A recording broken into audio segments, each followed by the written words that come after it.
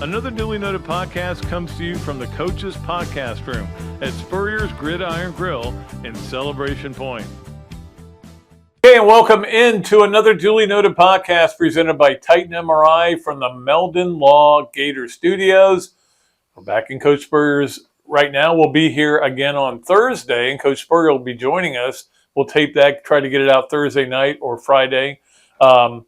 And then next week we're going to change some things up. We're going to do them both from the house because we're going to, my wife and I are going to Destin, go speak to the Gator Club out there and spend some time out there.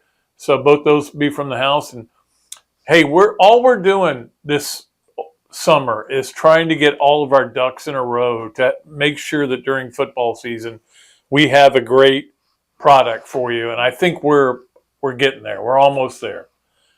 Zach has done a lot of hard work for it, and we got new mics today, which people have complained about the sound. And look, we hear you. We're just trying to figure it out and get it right. And now I think hopefully we're better and to continue to try to get better. Today on the show, Alex Brown, the greatest defensive player possibly in the history of Florida football. I mean, you can make it Wilbur Marshall, Jack Youngblood argument, but, I mean, Alex Brown's got all the records. We'll talk to him about a lot of things. There's a lot of things I want to talk to him about, including we'll do a yes, no, way, or maybe with him as well. Let us get to our process service of Gainesville starting 5. We appreciate our great sponsors out there. Scott Hart coming aboard in August. Well, actually came aboard in July. But we appreciate him so much and appreciate all of our great sponsors. Let's get to our starting 5. And I saw where somebody used this, and I thought the same thing. At one point, I just went this weekend from the movie was Amityville Horror. And the young girl is standing out there with her arms. It's raining. Bodies are coming up from the graves, and she says, "What is happening?" That's what it felt like going through this realignment stuff the last couple of weeks, and especially over the weekend. It's just crazy. But I will say this, guys, and I know that a lot of you are not happy, and I've heard people talk about how unhappy they are. Oh, I can't believe I like the old days when it was this. Look. It is what it is, and it's not going to change. The world. You want to blame somebody? Blame Georgia and Oklahoma. Georgia and Oklahoma back in the 80s filed suit. Again, they did it because nobody else was ready to do it, or they didn't want to do it. And they said, we only need 2 teams on it. It wasn't like they were breaking the rules or trying to do something nobody had ever done. But up till that point, all of college football was governed by one group, and it wasn't the networks. It was the was it the AFCA or whatever it was. It was the coaches group, and so you got basically 1 game a week. That was it. In Georgia, I know at the behest of all the network brass. Well, I mean, these guys are at cocktail parties a lot, okay? So they're sitting there and they're having a couple of cocktails and go, man, I wish we could get some more games on TV. Well, here's how. Don't let these guys govern it. Let the networks decide how to do it. And they won the lawsuit in Supreme Court, went all the way to the Supreme Court, I believe. And that's why you have 1 million games every weekend. I love it. I like everything about it. But that's where it all started. Now, if you want to also blame the demise of the Pac-12 on the last 2 commissioners, both of who were buffoons, I mean, Larry Scott was about as bad a commissioner as you could possibly be. I mean, spent millions of dollars on a luxury office and luxury parties and everything. Didn't see anything coming. Lost teams left and right. Then Kliakoff comes in there, and he's even worse. And he's totally, everything just went right over his head. Didn't get it. That's where the Pac-12 screwed up. That's not why we're in the mess we're in. We're in the mess we're in because the TV networks got all the power. And they had the power to dictate what is going to happen. But you don't have to consider it a mess. It's not a mess. I mean, Texas and Oklahoma. And what about the Nebraska-Oklahoma rivalry? What about Oregon State, Oregon? Whatever. If you're mad about rivalries going away, don't worry about it. They're still going to be rivalries. They're just going to have to shift. They're going to be different. That's all. Look, I don't like the fact that what's going on in college football right now, but it's going on. And so there's two options. One is quit watching. You're not doing that, and I'm not doing that. I can promise you that. Number two is just let it go, accept it, talk about it, which is fine. We can have great conversations here, but let it go. Don't worry about it. It's not that big a deal. I mean, there's nothing you can do because the networks run everything. And that is the way it is. And it's been that way for a while. And now everybody's all of a sudden understanding it. Oh, the networks are in charge. I didn't know that. Of course they are. They've been in charge for a long time. Let's look at number 2 on the process service of Gainesville starting 5. And that is the ACC now looking at Cal and Stanford. Again, we're taping this on Tuesday. And I had to think about it. This jury duty thing, I don't think I can talk about it. I can't talk about the trial. I think I can talk about how I sat in a room for 8 hours on a hard bench and never even got asked a question because I never got into the pool, but it still had to be there. Anyway, but it is what makes our democracy great. And I thought the judge, and I'm trying to think of his name, was it Nylon or Nelon? Anyway, whoever the judge was, made a great point. He goes, you guys probably think I just wasted 8 hours. No, you're part of what makes this work, the judicial system work. It was a good point. I felt that way. When I walked away, I was thrilled to not have to do it. But at the same time, I was kind of happy I did it because I went, I didn't get out of it. I didn't try to get out of it. I've got a lot of reasons I could have gotten out of it, as we all know. I have to play golf. No, I don't think that one would have worked. Okay, anyway, the point being that it's Tuesday. By the time you guys listen to this or watch this, it could be that this has already happened. But I just do want to talk about it briefly. The ACC looking at Cal and Stanford. It really... I feel the school I feel the worst about and the fans I feel the worst about are Oregon State. Oregon State finally got it right. They hired the right guy. Jonathan Smith's a great coach. We saw what they did to Florida, and we all knew it was coming because we knew Florida wasn't invested in it, and Oregon State was. And they were better than Florida during the year. And so when the game started, we were like, well, yeah, of course they're going to kick their butt. They're better than Florida, and they're invested, and Florida's not. And now Oregon State's in there. What are we going to do? What are we supposed to do? Imagine if your son just signed a deal or just got his first deal, scholarship offer. Now, obviously, if you got an offer, you can get away, and you can get out on the transfer portal, and that's going to be brutal for those two schools, Oregon State and Washington State. It's going to be brutal because they're all going to say, well, I signed up to play in the Power 5. I didn't sign up to play in the Mountain West. I don't even think that's going to – I think that it's just going to go away. I don't know where those two schools are going to go away. That's who I feel sorry for. But the Cal-Stanford thing is interesting to me because neither one of those schools brings a lot of eyeballs. They don't bring what everybody's looking for, which is incredible, TV viewing so you get the TV revenue. Neither one of them do. No, they're obviously Stanford's won the All Sports Trophy for 1 million years in a row, and they're great at water polo and all these other sports, and that's fine. I have no problem with that. I admire it, but it is crazy to think where we are right now. That you could have. Well, we already have Oregon versus Rutgers, which I think is about 2,500 mile difference. Yeah, student athletes, we care about you.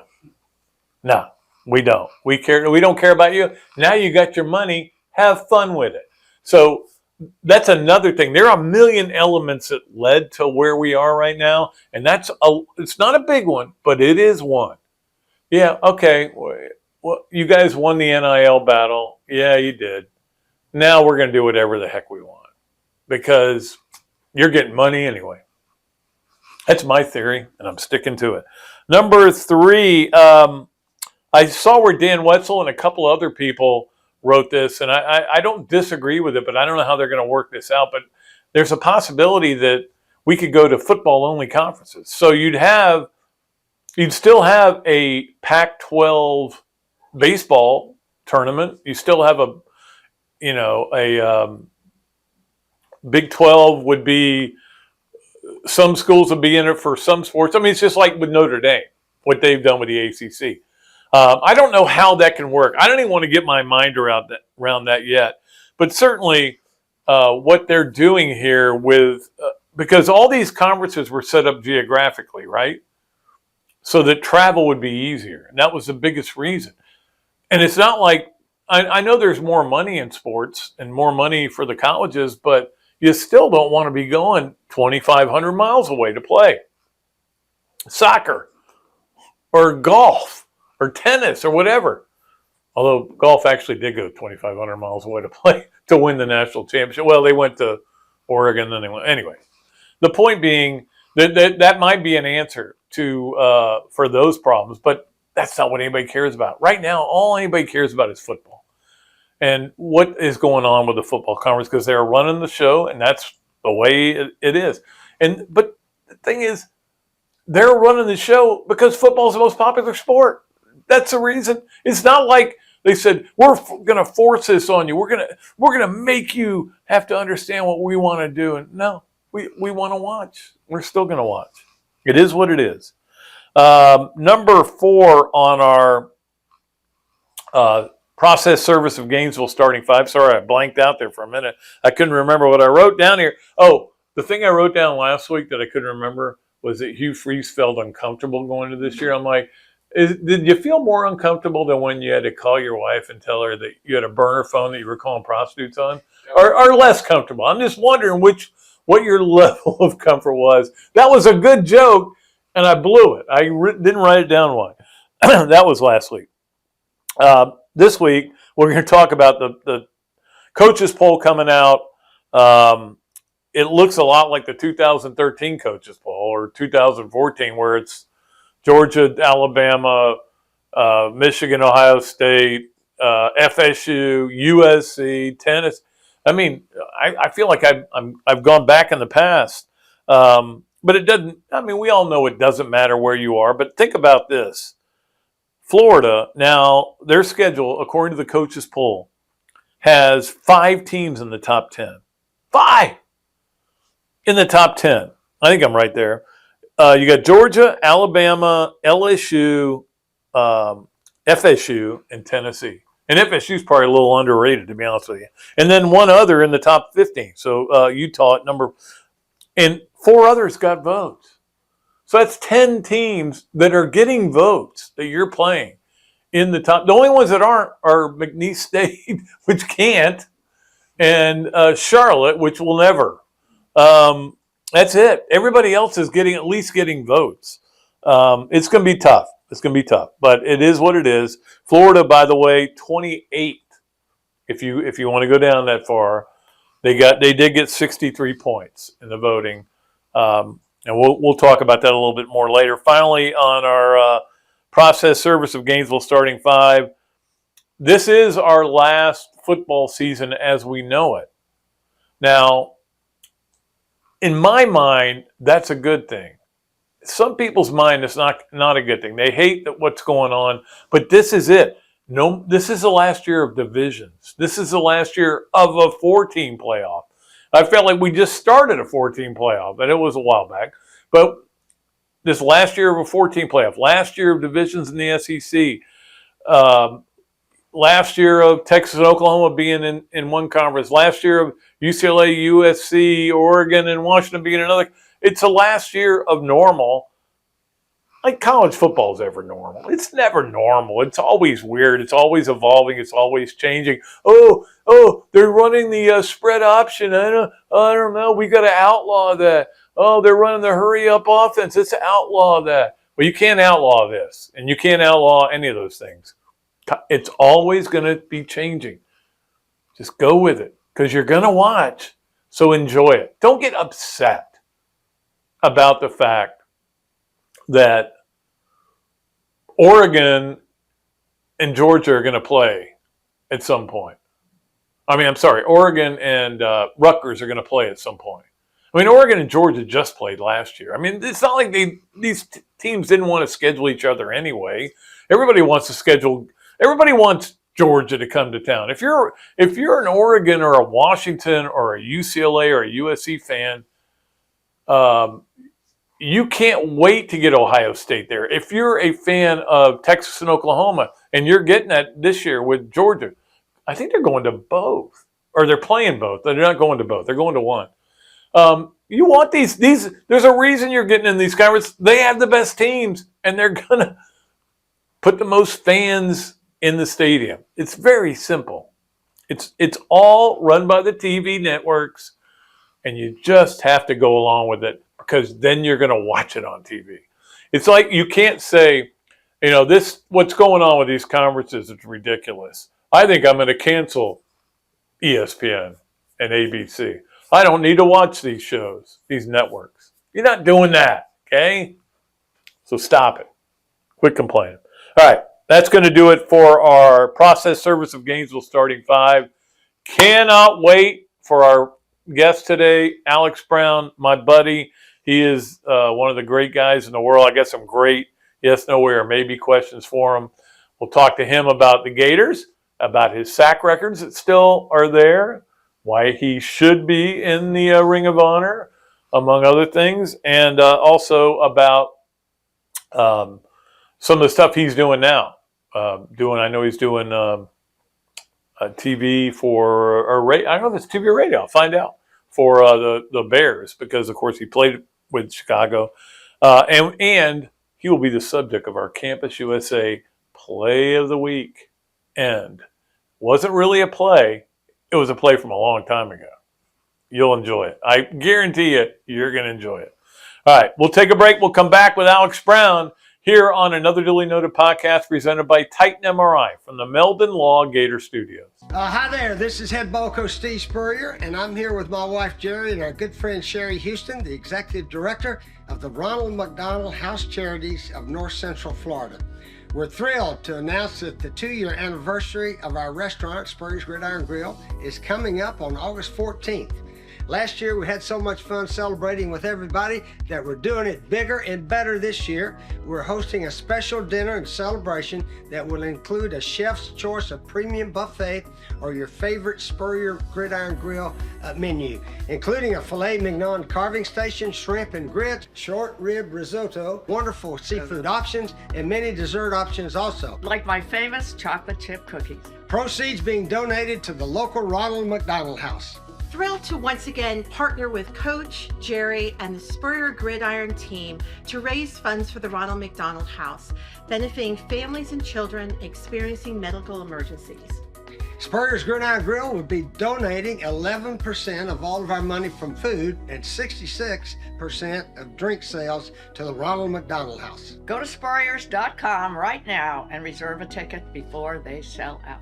We'll have wonderful food, special guests, and a limited edition of the 2nd year anniversary collector's coins, as well as prizes like a dinner with me and Jerry.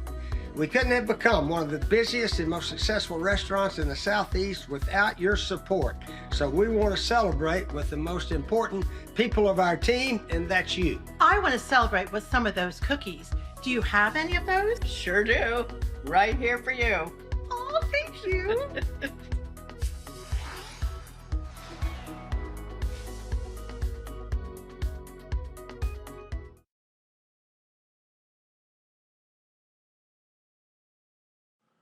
Another duly noted podcast comes to you from the Coaches Podcast Room at Spurrier's Gridiron Grill and Celebration Point. You can watch and listen to us on Facebook and YouTube for every podcast that we do on Mondays and Fridays at 2 o'clock.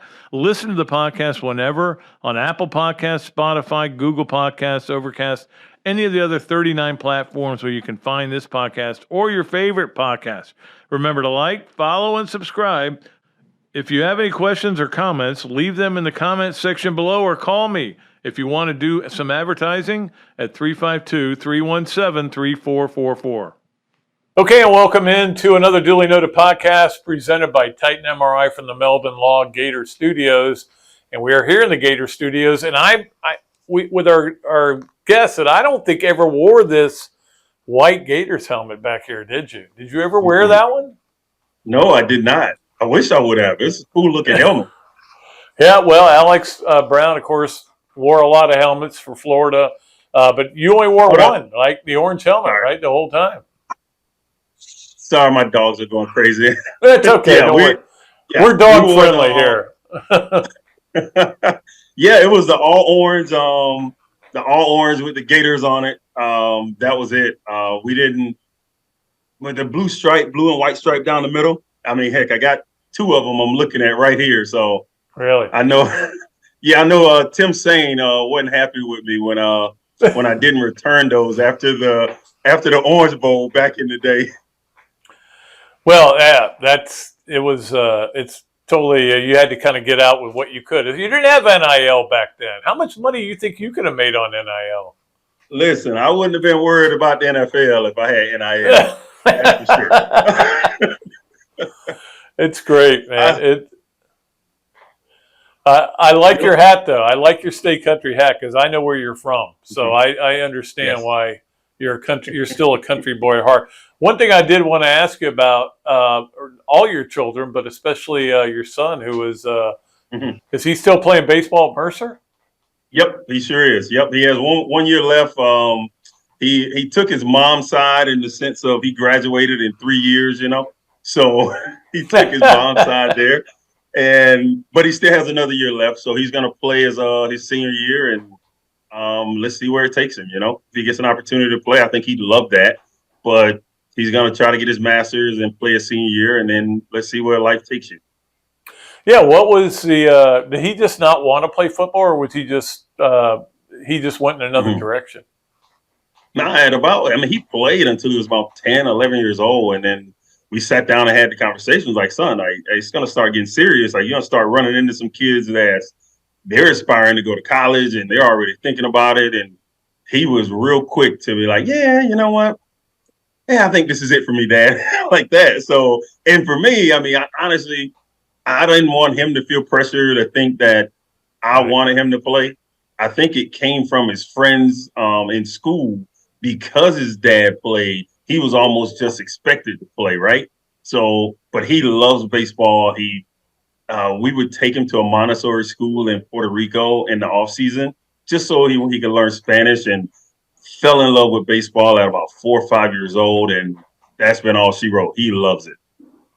Well, so he knows Spanish, he plays baseball. He's got a lot going for him when he graduates. That's going to be great, and you've done a great job with him. And I do follow him a little bit. I know he hit like in the 280s, right around there this year, right? Yep. He's. I mean, I think he started off the season real tough. I think he was like 2 of 26, and then fought his way all the way back to over 300. He's like 306, and then kind of ended the season at that high 280 mark. I think he's a 300 hitter. This summer he's stole 40 some bases. So it's the second most in the league he played in history. So he can run, he can steal bags, he can hit from power. He had 6 home runs last year at Mercer. So I think he just needs a chance, One of those kids that don't really pass the eye test. We know those guys, right? So he don't pass the eye test, but once he get on the field or he gets out there, he shows you that he can play. I was looking back at some of your stats, and we'll talk about the big ones in a minute, but the one that I did notice was that because I remember asking Bobby Stoops in '98. I said, "Hey, so is Alex Brown the next freak?" And he goes, I don't like that term. I don't want you guys using that term anymore with Javon.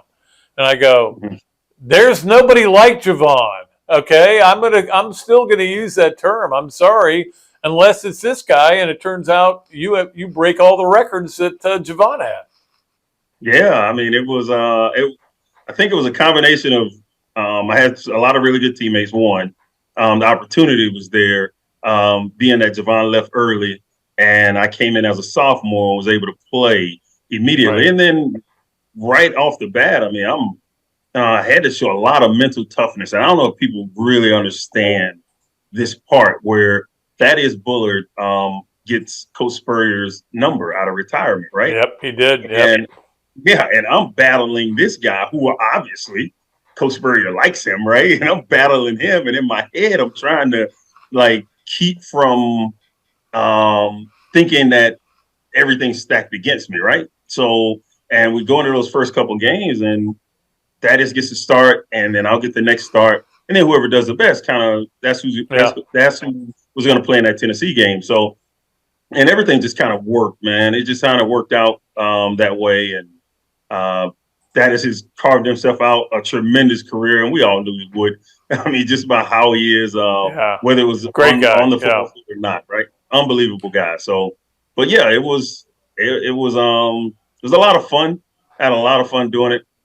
Just got a real early opportunity and took advantage of it. You know, it's funny because when Spurrier took the 11 away from Thaddeus, and he said, "Yeah, it just doesn't look right." Guy rushing around the end. I go, when did he come around the end and tackle anybody? I don't remember that. Thaddeus was a great wrestler. Football player, not so good. But how did you get to 13? Why did you pick that number? Well, my cousin played cornerback at Tusculum College in Tennessee, and he was killed in a car wreck when I was in 10th grade. Yeah, he was killed in a car wreck, and I wore number 3 in high school, and I didn't want to change my number then, but I asked his mom and his dad.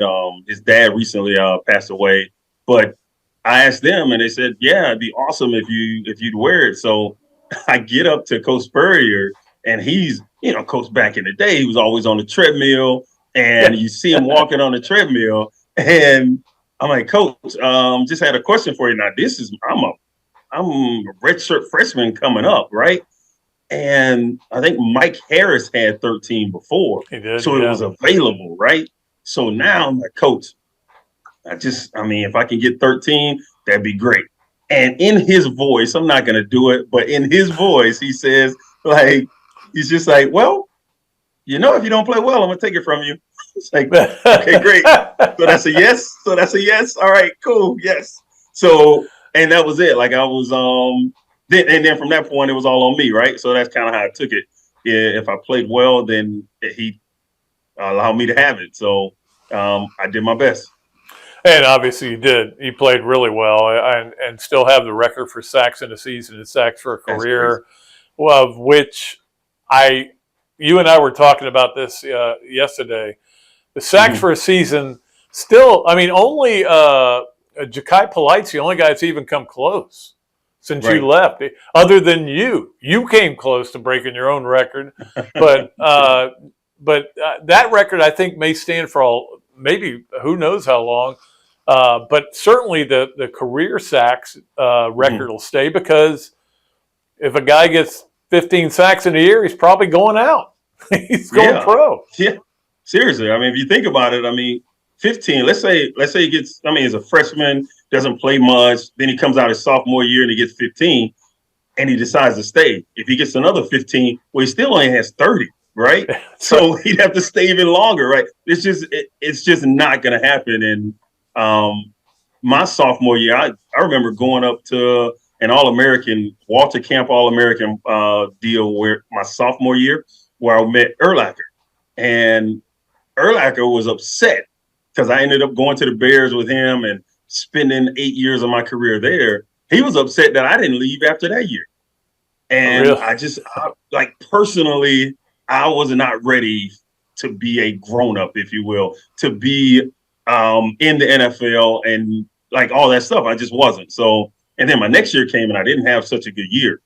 And I tried to get bigger. I tried to do all these things. And my senior year came around. I was like, you know what? I'm gonna get back to 250 pounds and I'm gonna just see where that takes me, So I was very fortunate my senior year. And this was, you'll enjoy this story. We go up. So if you remember, Gerard Warren, he left after we played Miami. Right. After we played Miami in that Sugar Bowl. So he left.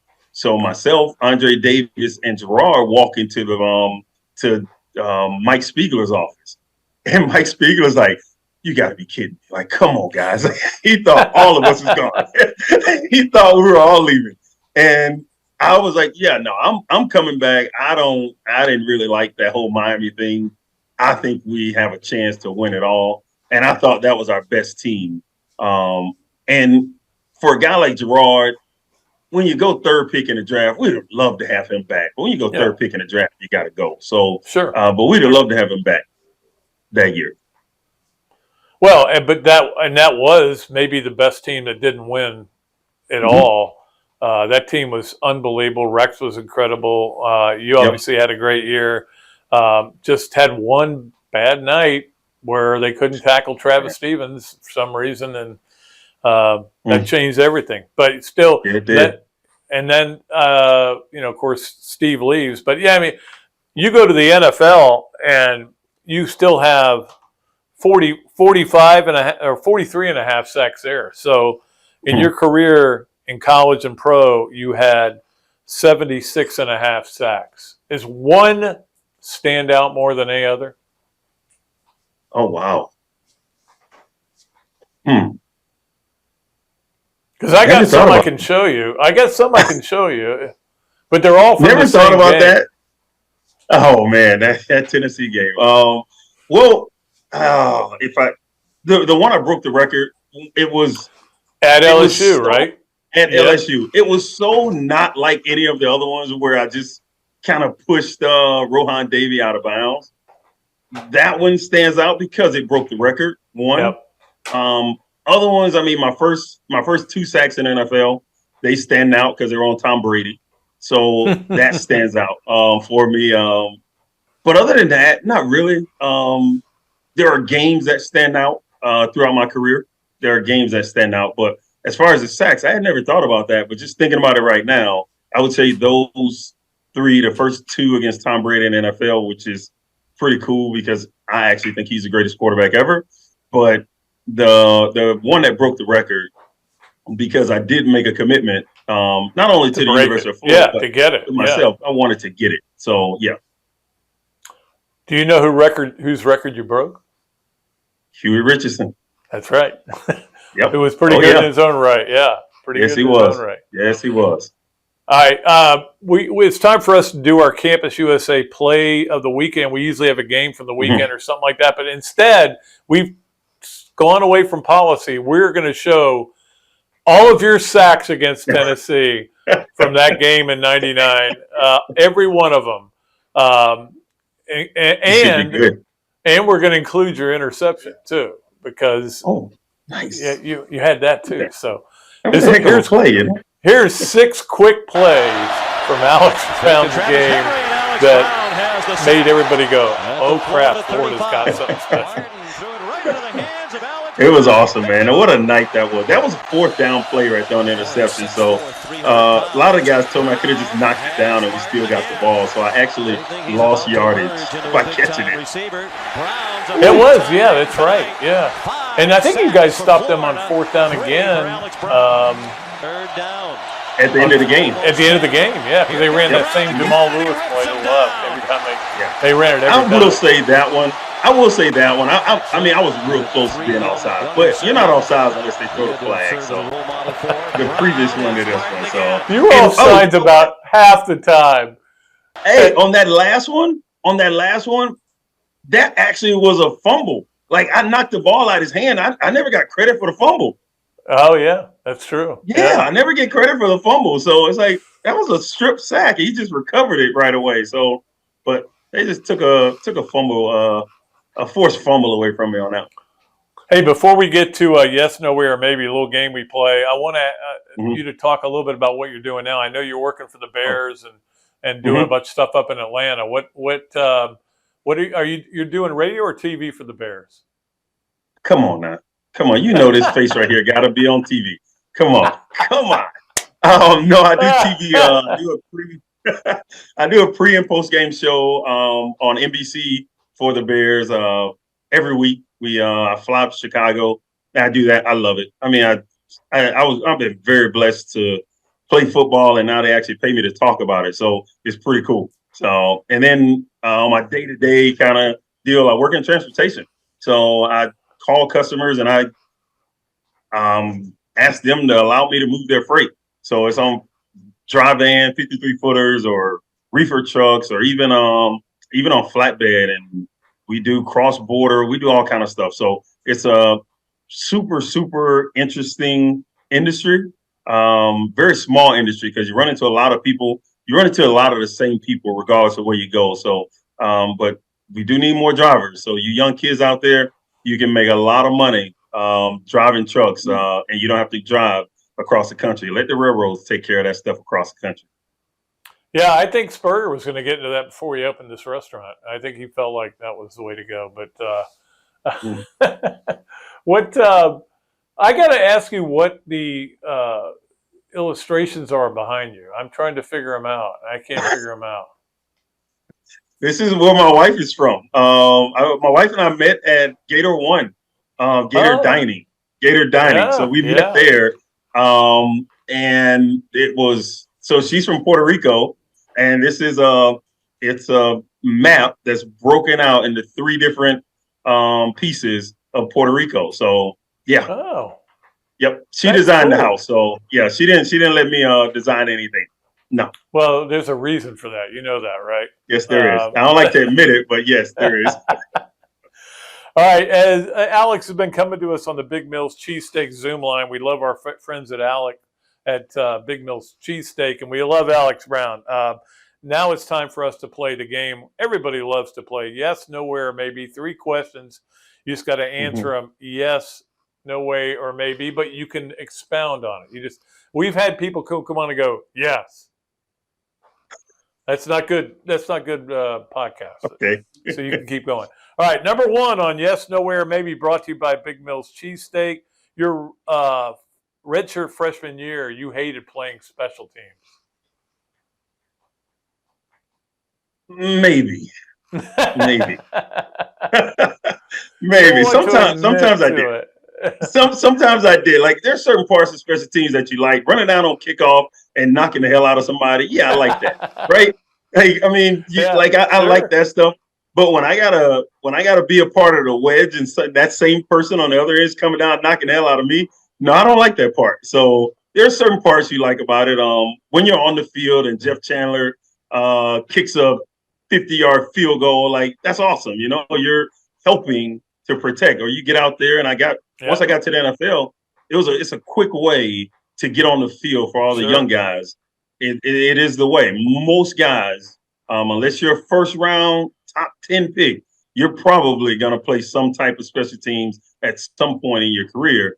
And I blocked field goals, I blocked punts. Like, I've done a lot of stuff and took pride in it. So blocking a field goal or an extra point, I mean, it changes the game. I mean, just a 7-7 football game is a top ball game. A 7-6 football game, well, they still got to get the ball back and score again. So, like, those points matter all the time. Yeah, Doring is always complaining that if he could have just played special teams, he'd have lasted 12 years in the NFL. And I'm like, well, then you should have. But he just wasn't. Hey, I tell you what, these days, yeah, you can, because they don't hit anybody these days. No, these days are different. Yeah, there's no doubt about it. Let's get to number 2, and that is you. When you were a player at Florida, you had conversations or arguments with Mike Peterson as to who the best quarterback in high school was. Absolutely not. Nope. No, Mike P, no chance. I thought I was good, but once I learned what Mike P did in high school, heck no, he was pretty good. He was way better. Once I learned that, he was dang good, man. God. Well, he won a state championship in your state, so you know that's saying something, you know. So I mean, you were a good quarterback, though. I mean, I looked up your stats; they were pretty good. I thought I was pretty good. There's a school in the SEC, Auburn, who I went to a couple quarterback camps for, actually 3, and they were the only school to offer me, the only big school to offer me to play quarterback at that level. And back then, I know you'd remember they had Damian Craig was their quarterback at the time. So, but for me, to be completely honest, for me, I was very blessed to be an athlete, and I didn't have to play quarterback. And at that time, there wasn't many black quarterbacks in the NFL, and the dream was to get to the NFL, and that's where it kind of separated for me, because I thought my best path to get to the NFL was linebacker, but Coach Spurrier thought defensive end, and it worked out. Well, you did play linebacker at first, right? Yeah, I did. But you kind of took Javon's place, and Javon was kind of a hybrid anyway. You know, you guys were both kind of hybrids there for a while. He was Sam linebacker. So Sam linebacker, I'll tell you that Coach Spurrier called me into the office once Javon left, and we had a conversation about that. And we called my dad, and my dad's on the phone. He called my dad because I didn't want to play. I didn't want to move to defensive end. I was like, listen, I'll transfer. I'm gonna just leave. Or you ain't gonna have to sit out of here. I don't care. I came here to play linebacker, and that's what I was coming out. And I was number 1 linebacker in the country. It was either myself or LeVar Arrington when we came out. So I wanted to play linebacker. Javon Curse leaves early, and now this is my chance. And you're trying to take that away from me. So that was a moment not many people I guess know about or hear about a lot. But Coach Spurrier calls my dad, and my dad asked me the question of, well, you remember when Coach Spurrier sat at the dining room table and you told him that you do whatever you can to help the team? And this will give you an idea of how my dad is. I said, yes, sir. He hung up the phone. I look at Coach and I'm like, okay, I guess I'm playing defensive end. So, and then he comes back. Now, this right here, I'll never forget this. And this is what stuck with me from that moment on and throughout my NFL career, honestly. Coach Spurrier said, Alex, there's a few positions in the NFL that get paid. The quarterback, the guy that can protect the quarterback, and the guy that can go get the quarterback. That was it. Okay, perfect. And it still holds true to the day. Like running back, absolutely right. They talk about all this running backs are being devalued and all that. That left tackle and that defensive end and that quarterback won't ever be devalued because they can affect the game so much. That Tennessee game, I played against Chad Clifton. I was just watching that. I wanted to say it, but I played against Chad Clifton. He was the left tackle. So when I get to Chicago, he's the left tackle for Green Bay for the 8 years that I was there at Chicago. And every single game, he'd always tell me, you know, he was offsides, right? What are you? That was 10 years ago. What are you talking about? He just always reminded me that, you know, he was offside. No, I wasn't offside. I didn't see a flag. Yeah, it's like Jim Kelly still tells James Jones to this day he didn't get in the end zone in 82. And I'm like, it's okay. Get over it. Yeah, Let it go.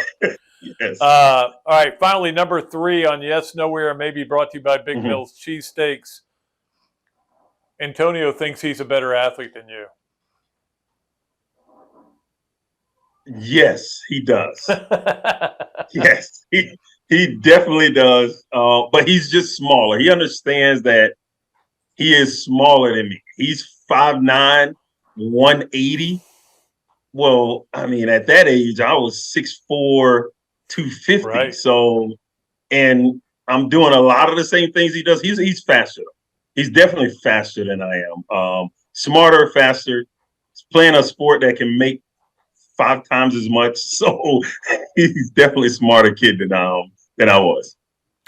Alex, I could talk to you forever. We got to get together again, maybe during football season. Talk to you about where the Bears are. Talk to you about the NFL. Talk to you about where college football is right now, which is kind of bizarre. But we'll get you on again down the road. And it's always great talking to you. You're one of my favorite players to ever play at Florida. You know that. And thanks a lot for being on the show. Absolutely. Anytime. You know that. Thanks so much. Appreciate it, Pat. The great Alex Brown. I mean great. Alex Brown coming to you courtesy of the Big Mills Cheesesteaks Zoom line. We'll take a break. We'll come back. We got a lot of stuff to do with Hesser and Kipke, Leo's, Adam's Rib, all that stuff coming up and more here on another Dooley Noted podcast presented by Titan MRI from the Meldon Law Gator Studios.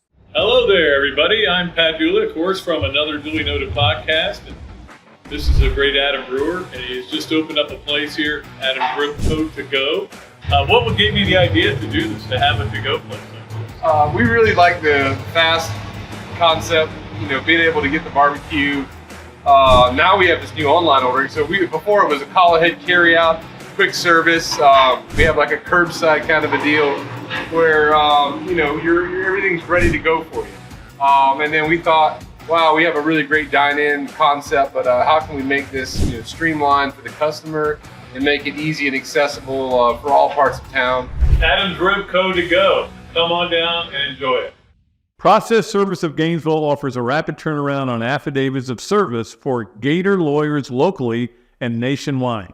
Our friend Scott Hart offers immediate responses on status requests and is a member of NAPS and FAPS.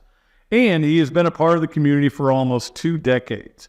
Need service? Call Process Service of Gainesville at 407-697-9592 or email shartgators, that's G8TR, at yahoo.com.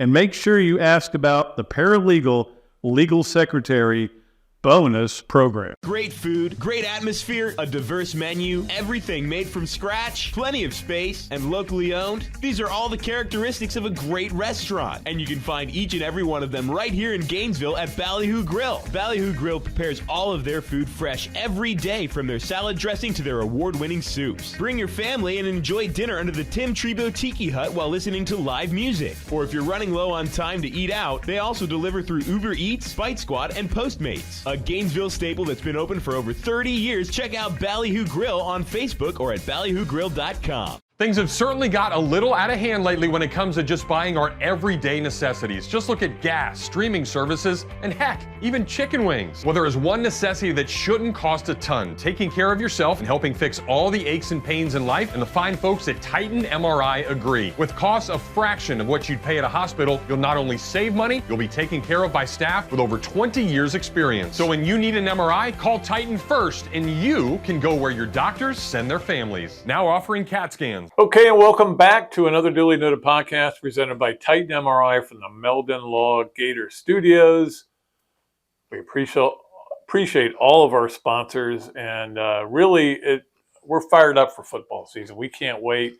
We're getting ready to go to Destin, do some speeches over there, come back. I got Lakeland, and then it's going to be football season. Then we have so much to talk about. It's like, to be honest with you, for about a month now, it's been a little struggle to come up with 5 things for the Process Service of Gainesville starting 5, just because there's not much going on. Today was easy because of all the stuff that's going on in college football.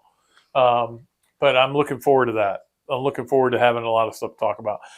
Speaking of looking forward to, I'm always looking forward to talking about Hesser and Kipke. Of course, Hesser and Kipke is a law firm, Gainesville law firm, specializing in the areas of workers' compensation and family law. Ken and Jennifer take great pride in their one-to-one focus on each and every client they represent.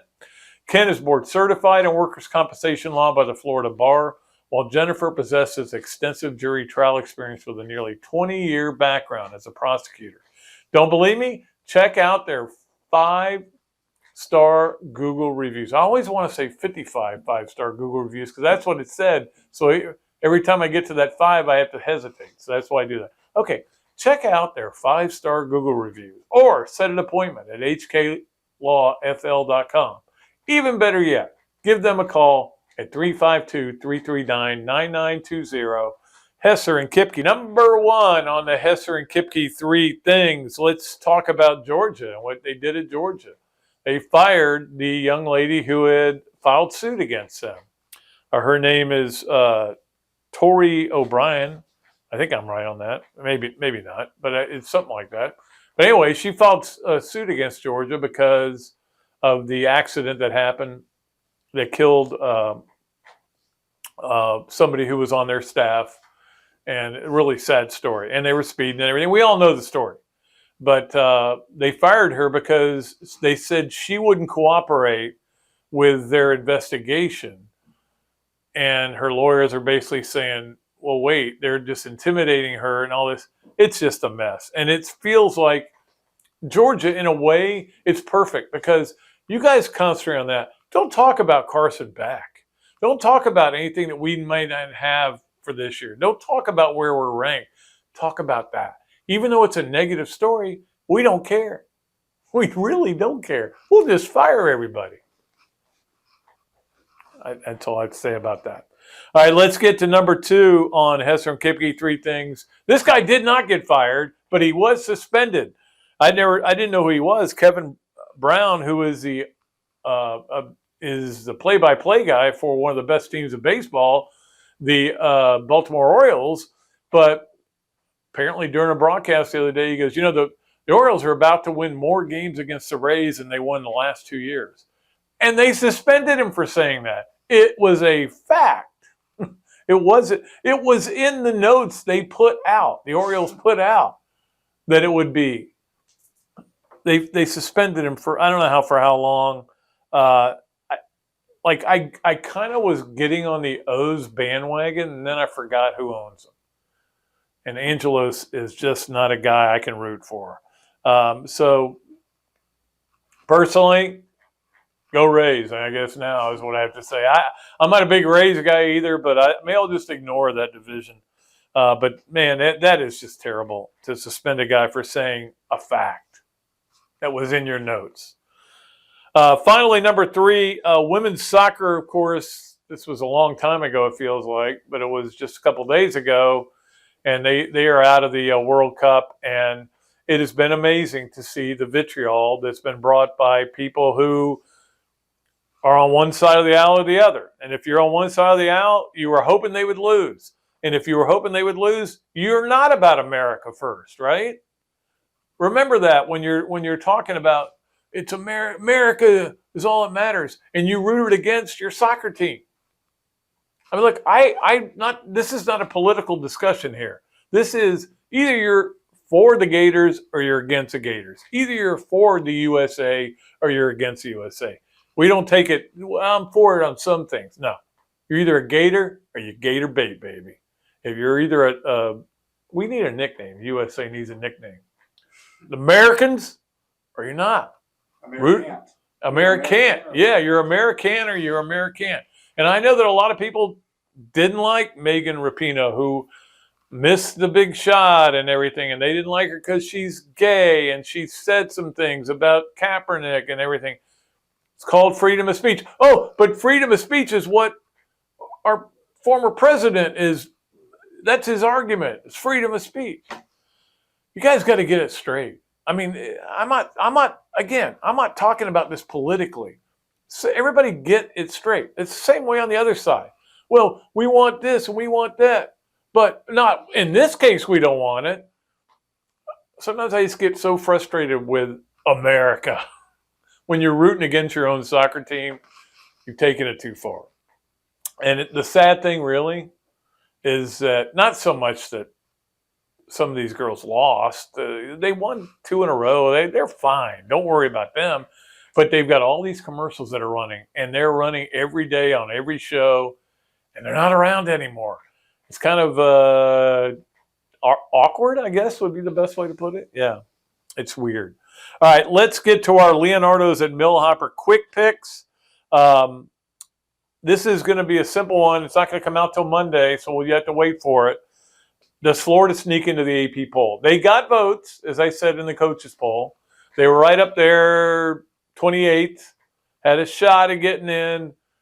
The answer is pretty obviously no, because believe me, the writers look at the coaches poll and they go off of that. I don't think they should. I think they should be not told the coaches poll, or they should come out the same day so you couldn't go, I didn't. Where do these guys have Texas? Look, I didn't do that when I was a voter, because I was a voter that was very, in tune with what was going on. But anyway, it's a simple yes or no. and then we'll pull something. I think maybe next Thursday we'll pull a winner before we get into football season. We got a bunch of qualifiers already. It's easy to qualify. All you have to do is say no. But if you say yes and Florida sneaks in at 25th, you may be one of the few people that qualify. So look at it that way. I'm trying to help you out here, guys. Let's get to our Adam's Ribco to go Gator of the weekend. Guess what I had for dinner last night? Adam's Ribco to go. Yes, I did. You know, like I said, I spent 8 hours at jury selection. And whenever I'm in a bad mood, and Karen says, what do you need? What do you want for dinner tonight? I go, Adam's? Okay, I'll go get you Adam's. That'll make you feel better. And it always does. I mean, I had the turkey plate last night. Awesome. Awesome. Barbecue sauce, the best there is. So we appreciate our friends at Adam's Ribco to go. Our Gator of the weekend is going to be Leanne Wong. We haven't talked about her in a long time, but she was involved in the U.S. Classic where everybody was talking about Simone Biles and how well she did. She did win the all-around, but second place was Leanne Wong, Gator, who will, I guess she'll be a junior next year or maybe sophomore. Anyway, whatever she's going to be, she'll be here. We know that. I did see Jenny Rowland on the TV, too. I was watching a little bit of that, and I saw her. So she's obviously a coach over there. But Leanne Wong is our Adam's Ribco to go Gator of the weekend. Let's get to our Swamp games of the week. And this is only going to increase as we go forward. Wednesday, we have baseball. The Rays are playing. That is a 6-10 game on the plus. They're playing St. Louis at home. And it's on the plus. Again, we got a lot of plus things going on here, but we're about to get we're to the point where we're on regular things. 6-10 on Wednesday. Thursday, Kansas City, Boston. At Boston, that's again on the plus. So there's not a lot of regular season games on regular TV other than Saturday nights, Sunday night sometimes. But if you got the plus, you can watch a lot of games. If you don't have it, I'm not going to yell at you. NFL, we do have NFL games on the NFL Network. Again, you know, it's linear, I guess, right? But it's still not everybody has it. Houston at New England is at 7 o'clock on the NFL Network, and then Minnesota at Seattle at 10. So you could sit there and watch preseason football for 6.5 hours. If you do that, I would have traded that 8 hours in the jury box for 6.5 hours of watching preseason football. And, of course, the FedEx Cup is starting this weekend. If you're interested in watching that, watch it on the Golf Channel. It starts at 3. Their coverage starts at 3 on Thursday. So, and we'll tell you later on about where it is. It's going to NBC Friday and Saturday. We'll tell you all about that later. Don't forget, if you want to go to the Swamp, place to be, there is some great sangria Saturdays are the best. So hot out there right now. It's just crazy. But you go get a sangria Saturday, makes your day. Also, a lot of other specials, including free beer. There is a cover charge on I think it's Tuesdays. I should probably write these things down. But anyway, we love the guys at the Swamp Restaurant. Finally, let's get to Pat Dooley story time. Brought to you, as always, by Eastlake Pediatrics. I did have one that I had written down, and it was kind of okay. I still may use it at some point. And the reason I was going to use it was because it had to do with the Tennessee game, and Alex was me on. But then I was listening to James Franklin coming in, and he was talking about State College, and I remembered one of my favorite stories about being on the road. So I'll tell it quick. I may have told this story before. Sometimes I forget whether I've told stories before. I'll tell this one really quick. I am covering Penn State hosting Alabama. For some reason, they sent me up there twice to cover that game. So I'm there. I get out to my car after the game. It's a night game. Great game. Get out to my car, and for some reason, I'd run out of gas. I had a rental car. You know, I mean, I'd driven from New Jersey. You shouldn't run from New Jersey to State College. Shouldn't run out of gas. I'd been driving around too a little bit. So I ran out of gas. I'm trying to figure out what to do. I go up, talk to a guy. Somebody comes up from the, the people that work around the campus. Words sometimes don't come to me very easily. And they fill up my entire tank with gas. And I took their names. I was going to send them a bunch of hats because they wanted hats and everything. They leave. All right, finally, let's go. Get in my car. Dead battery. Now, I'd left my lights on, turned out. Really stupid on my part. Okay. Now I got to go back up, find somebody. It's like 2 a.m. now. Somebody comes down, jumps my car and get it started. Get on the interstate. Now I got to go I was covering a Giants or Jets game I think it was Jets Miami the next day in East Rutherford. So I'm going to go halfway on the way, stay at a hotel. Driving back, all of a sudden I realized somebody's like flashing the lights at me. One of my headlights isn't working. I said, I'm just going to get to a hotel, pull in. Finally, I get registered and I go to the guy. I go to the bar. I go, hey, man, I need a beer really bad. He goes, we just closed this minute. Sorry, man. That is my worst story ever on the road. It was not fun. Anyway, I got more bad stories on the road to tell you, but the one I'm going to tell you, maybe I'll tell it next week or later this week. It involves Mike Griffith. Robbie knows what it is. It involves Tennessee. We'll talk about that one next week. All right. That's going to do it for another Dooley Noted podcast. Again, thanks to Zach for doing a great job. And hopefully these mics sound better. I think they do. Hopefully they do. We're excited about that. We'll be back with another show, which will be up Thursday night, Friday, with Coach Spurrier. We'll be back from his trip. We're going to talk to him about Alaska. Did he see any moose? What's the odds? Maybe that should be the Leonardo's Millhopper quick pick. Did Coach Spurrier see any meese up in Alaska? I don't think he saw any mouse. But no, we're going to keep it the way it is. We'll be back, though, with another show then.